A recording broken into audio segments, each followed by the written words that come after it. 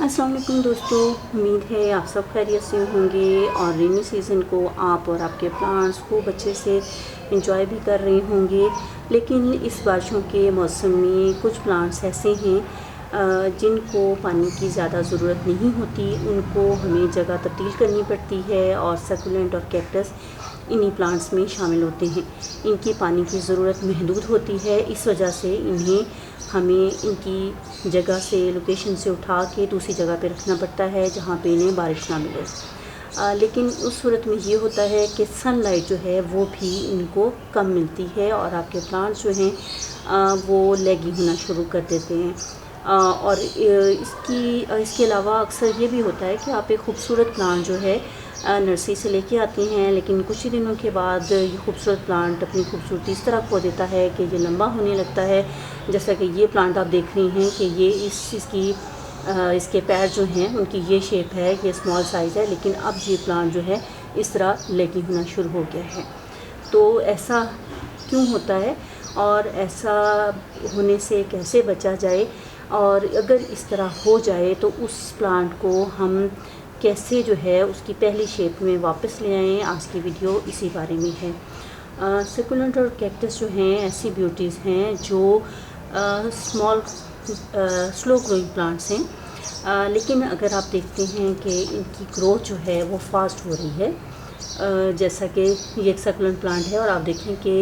ये एक फूल की तरह इसकी शेप थी, इसकी जो है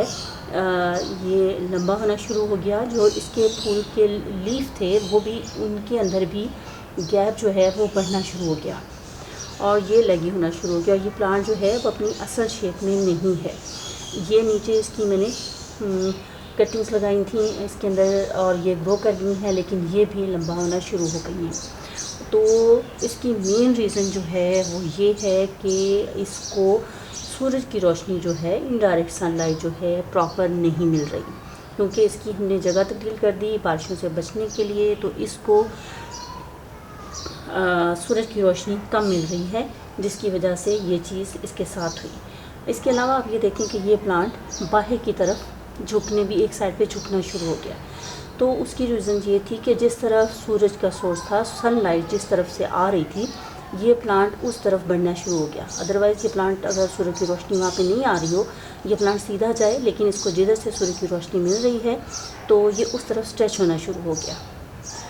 मुनासिब सनलाइट जो है वो कैक्टस और सकुलेंट के लिए बहुत ज़रूरी है, ना सिर्फ कम पानी बल्कि मुनासिब लाइट भी इनके लिए ज़रूरी है। इसके अलावा अगर आप इस प्लांट को, इन सकुलेंट को या कैक्टस को इंडोर भी ग्रो करते हैं तो उस सूरत में भी ये होता है कि इंडोर, क्योंकि मुनासिब लाइट जो है, मुनासिब सनलाइट जो है वो इसको बहुत कम मिलती है, तो उस सूरत में भी प्लांट जो है इस कंडीशन में आ जाता है कि उसकी खूबसूरती जो है वो ख़त्म हो जाती है, वो लैगी होने लगता है, स्प्रेड आउट होने लगता है। तो इंडोर अगर आप इसको ग्रो कर रहे हैं, या तो इसको इनडायरेक्ट मुनासिब लाइट ज़रूरी है मिले, अदरवाइज़ आप इसके लिए ग्रो लाइट अगर इस्तेमाल करेंगे तो उस सूरत में भी आपके प्लांट की ग्रोथ जो है अच्छे से रहेगी। अगर आपका प्लांट आउटडोर है और उसके बावजूद वो लगी हो रहा है, तो और उसकी रीज़न ये हो सकती है कि आपने उसको शेड में रखा है जहाँ पे इसको रोशनी तो मिल रही है, लेकिन इनडायरेक्ट सनलाइट जो इन प्लांट्स के लिए ज़रूरी है वो नहीं मिल रही है। अगर आपका एक स्लो ग्रोइंग प्लांट, उसकी ग्रोथ जो है वो तेज़ी से शुरू हो जाए, जैसा कि सकुलेंट और कैक्टस हैं, तो नोट ज़रूर कीजिए कि इसके साथ क्या प्रॉब्लम हो रही है। इसको मुनासिब लाइट जो है आप ज़रूर प्रोवाइड कीजिए, क्योंकि इसकी फास्ट ग्रोथ जो है वो इसी सूरत में होती है और वो प्लांट की एक इंडिकेटर है, ख़तरे का साइन है कि आपका प्लांट जो है अब ख़राब हो रहा है। इसकी जो है आपको केयर करने की ज़रूरत है। इसके अलावा जब आपका प्लांट जो है उसको कम लाइट मिल रही है तो उसके लीव्स जो हैं, ये होगा कि वो साइज़ में भी छोटे होना शुरू हो जाएंगे, उनका कलर जो है, जो ओरिजिनल कलर है वो भी फेड हो जाएगा। मेरे इस प्लांट का आप ये देखेंगे बहुत खूबसूरत सा पर्पल शेड था और अब जो है इसका शेड जो है थोड़ा डल हो गया है, इसका ग्रीन कलर भी उतना खूबसूरत नहीं रहा। तो अगर आप अपने प्लांट को खूबसूरत रखना चाहते हैं तो इसको मुनासिब लाइट इंडोर रखें तो भी चाहिए, और आउटडोर भी इसको इनडायरेक्ट लाइट जो है वो ज़रूर चाहिए।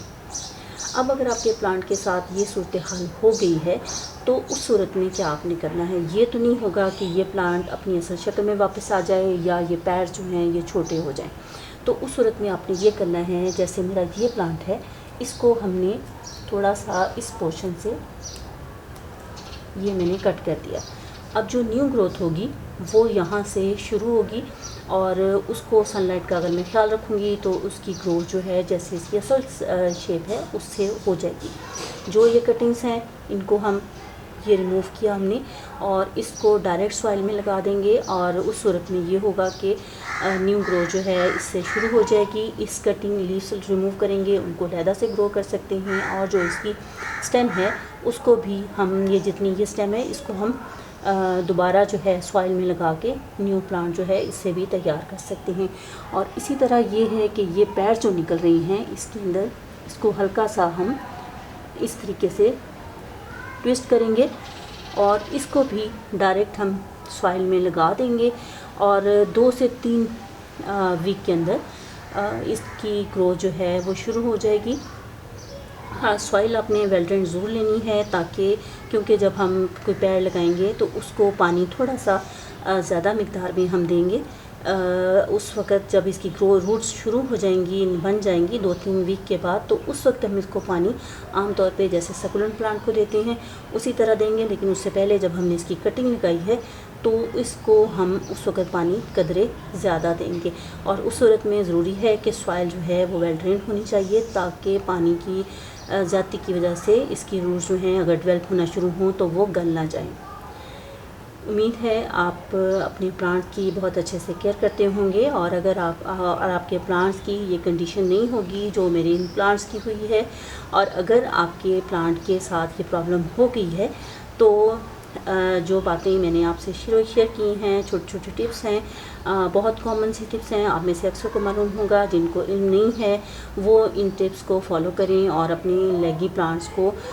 थोड़ा मुनासिब लाइट दें, पानी जो है उसको रेन से बचाएं और ख़ूबसूरत प्लांट को अब उसकी खूबसूरती को दोबारा वापस लाने के लिए